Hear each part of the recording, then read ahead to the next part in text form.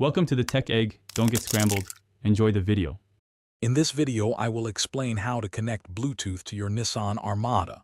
First, ensure your vehicle is safely parked for safety. Next, activate Bluetooth on your phone and make it discoverable. Then, navigate to the settings menu on your Armada's infotainment system. Look for the Bluetooth option within these settings. This initial step prepares both your phone and vehicle for a smooth connection. It's a straightforward process to get started. Once in the Bluetooth menu, select the option to add new device or pair device. Your Armada will then begin searching for nearby Bluetooth-enabled phones.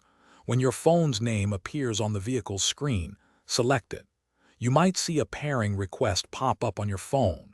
Confirm this request to proceed. This action initiates the secure connection between your phone and the vehicle's system. After selecting your phone, a pairing code will appear on both your phone and the vehicle's screen.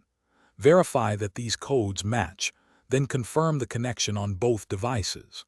You'll receive a confirmation message on the vehicle's display indicating a successful pairing.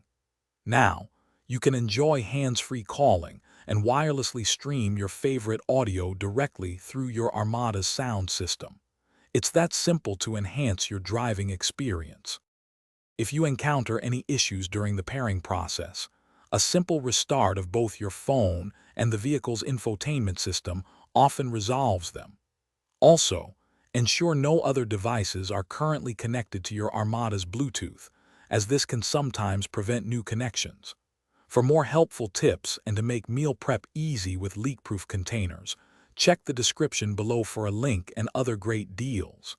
Thanks for watching and drive safely. Thanks for watching. Consider subscribing if I helped unscramble your problems.